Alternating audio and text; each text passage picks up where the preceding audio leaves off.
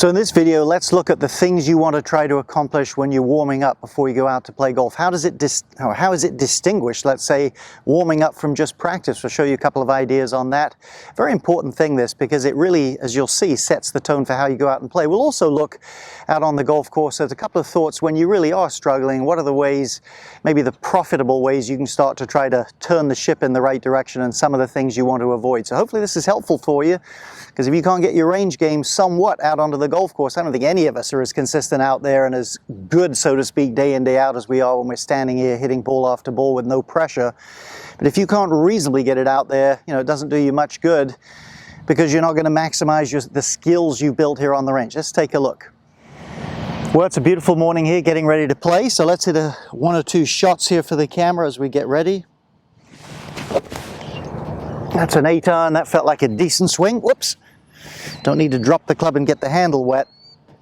Here's the thing as you get started. Obviously physically warming up and stretching is important, but as you get started, this is the time to practice or to avoid, let's say, excessive trouble fixing. Listen, who doesn't hit a few bad shots here and there, and who doesn't, especially when they're getting started and trying to get loose? So if you hit a few quirky shots, don't lurch towards some kind of fix or ask a friend. Keep swinging. So what you need out on that golf course isn't a mindset of fretfulness and trying to fix things. It's rhythm. It's a quiet mind. Now, what do we mean by a quiet mind? We don't mean absolutely nothing going on. I'm trying to feel a sense of centeredness over the ball, a little more stretch in my right shoulder, but I'm trying to do it in a manner that I'm not consciously pushing it in there.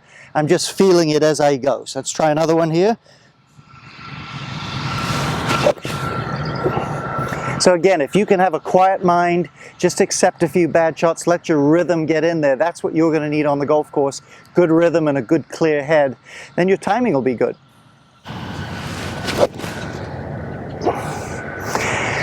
So let's talk a little bit about routine. A routine's obviously really important. This isn't the time to create one, but this is the time to get into your routine, because that's what you're going to need on the golf course. Routines just make things more familiar. They help take our mind off what we're doing. Once they've been practiced and they're very, very familiar to you, they set a certain course of familiarity out there that's really good.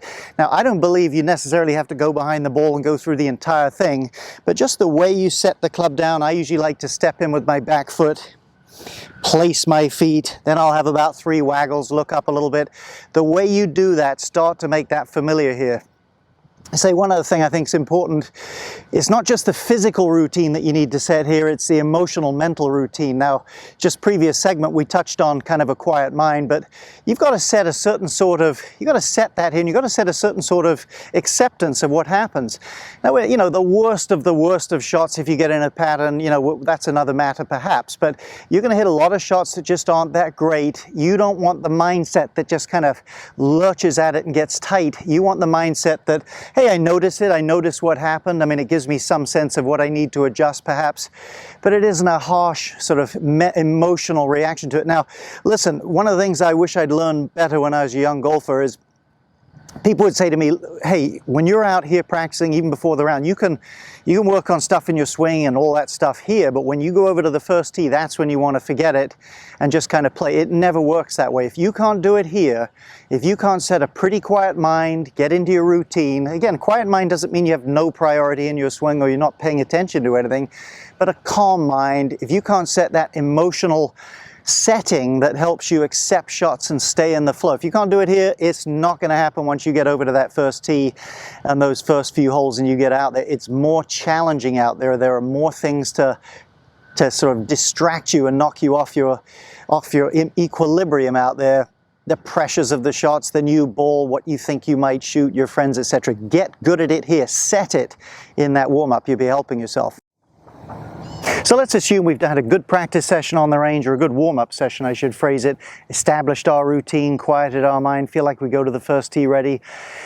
And let's say you get out on the golf course, maybe not at the very start, but you start to really struggle. You start to hit some poor shots. Who hasn't done that? In fact, who hasn't done that just about at some point in every round they've played? And for a couple of holes there, which could be 20, 30 minutes, seems like an eternity, you're not hitting the ball at all well. what do you do then? I mean, you've got to try to do something. Well, the first thing I would suggest, let me give you 3 suggestions. Be patient. I'm telling you, this is a low margin for error game. You got a tiny sweet spot, a gigantic swing, club face angles, conditions. You might be hitting a fairway wood one time and a short iron from the rough the next. Be patient. It takes very, very little. As I said, low margin for error game takes very, very little to start hitting some bad shots. Doesn't mean your whole swing's changed. Almost certainly it hasn't. So just as bad weather comes, you just wait it out a little bit, then the weather gets better, it will improve.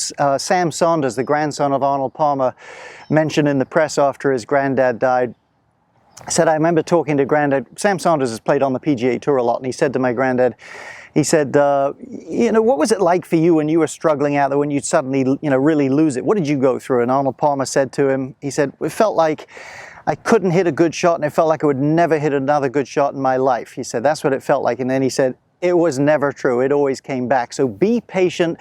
Poor form for a few holes can easily come back. Secondly, along these lines, don't lurch towards advice and fixes right away. Especially, you know, friends will come in and say, hey, you're doing this, you're doing that. Your swing probably doesn't look any different to what it looked 20 minutes earlier when you were playing okay. So don't jump to all these things. Once in a while, hey, someone might say something, shift your mind, it might help. But generally speaking, what you need is timing and flow in your swing. Then you start to meet the middle of the club face again. So go rather to timing keys, to quiet mind keys, not lurch towards new swing thoughts. Let's say we've gotten through all those, you know, all those strainers there, and we're still struggling hitting it poorly. Here's the last bit of advice I would give you, and this is really, really true, I promise you. I've seen it in my own game so many times. It is almost certain that when you're struggling, you are doing what you typically do wrong in your golf swing. Whatever your histories are, this assumes you've had some instruction, you've seen it on film, you've got some sort of sense of your game. Whatever that is, almost surely that's what you're doing wrong. So go to historical tendencies. I've mentioned this many times in videos. I tend to get a little tight, get upper body behind the ball and kind of get stuck here like that.